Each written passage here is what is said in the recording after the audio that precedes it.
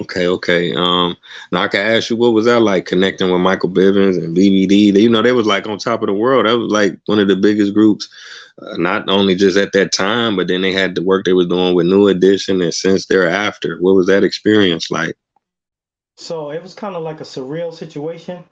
I think what really was more of the surreal situation was when I met Boyz II Men, because I knew about New Edition.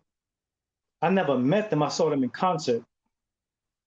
And so when I met Michael Bivins, it kind of was like, oh, I've been to one of your concerts. I know what you guys, you know what I'm saying? I know about New Edition. When I met Boyz II Men, they were on the up and coming. You know what I'm saying? So it was more of an excitement to see those cats face to face. You know what I'm saying? Um, but when I met Mike kind of like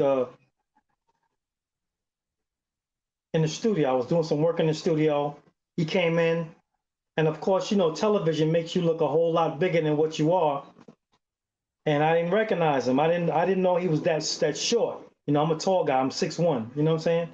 So he came in and came out, and my boy was like, "Yo, did you see Mike?" I said, "Mike who?" He's like, "Mike Bivins." I'm like, "Yo, where'd he go?" You know what I'm saying? That's how small he is. So he came back in the studio, and I was like, "Yo, what's up, man? You know, I've been a fan of yours for a long time. It's a pleasure to, you know, work with you. You know what I'm saying? And you know, I hope the work that I'm giving you is what you like. You know what I'm saying? Kind of like trying to, you know, meet those expectations of what he was looking for. Um, and ever since that day, that first day that we met, we became real cool. Like we became like real, almost like brothers in a way. You know what I'm saying? Um, and then in the same weekend that I met him, Boyz II Men came into the studio, and I met them directly face to face too. You know what I'm saying? And that was like, wow, mind blowing. You know, because I was just in my crib about maybe about a week or so watching them on video, and I was like, yo, they gonna blow up. You know, these cats are gonna explode. And then 2 weeks later, I'm in the studio looking directly at them. So I'm like, man, you know what I'm saying? So it was pretty much mind blowing. So to meet Mike and Boyz II Men at the same time, man, it was overwhelming. You know.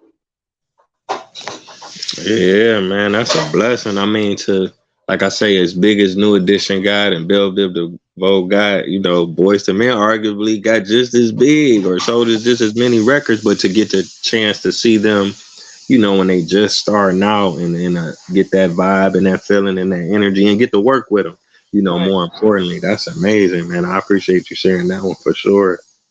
And then to be in the actual record with them too. You know what I'm saying? Because they were in the East Coast family, one for all. You know, they were at the tail end of the record. So to be in a record with them too, as well, was something that was phenomenal. You know what I mean?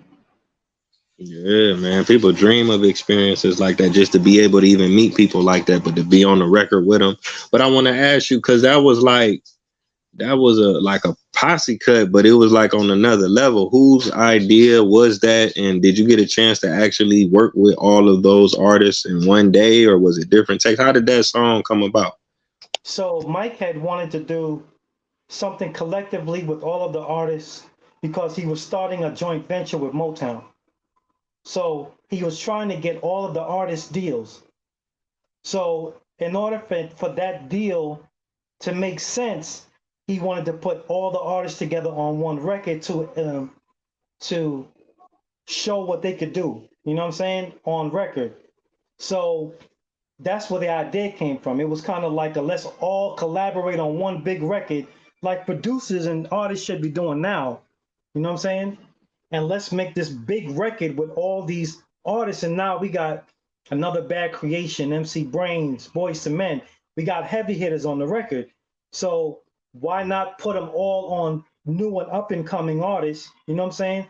To kind of boost their careers too. So that's kind of where the idea came from. You know what I'm saying? And then um, the writing part, the collaboration came where, yeah, I got to work with another bad creation the same exact day that we were in the studio recording the song. I had wrote the lyrics like the day before. Me and my partner, we wrote the lyrics the day before that. So when we was back in the studio, we was able to say, oh, yo, Red, you know what I'm saying? Yo, drop this. Yo, this is what you need to do. And him being the first rapper that came on, he had to make a strong impact. And at that time, me and my partner were like very competitive lyrically. So we was writing just crazy, you know what I'm saying? We was writing battle lyrics. Like we wasn't just rapping to make songs. We was rapping to battle people. You know what I'm saying? So when Red came on, did the shiggity shiggity sucker, ducker, silly for the mucker, creating new styles to run you over like a trucker. You know what I'm saying? It was like we was battling somebody. We came in with an impact. You know what I'm saying? So then my partner, he was collaborating with other people on the record as well. He did Tamrock's, part on her stuff, and then MC Brains, he wrote his own thing. But we did a lot of work on that whole collaboration. You know what I'm saying? And that's how I was able to get the reward for being a collaborator on that song that won for all, that album. Wow, that's amazing. Yeah, man, shout out to ABC. Right, they came off hard. They set it off. Shout out to MC Brains. I'm from Cleveland, so he definitely a legend in the city, still doing his thing.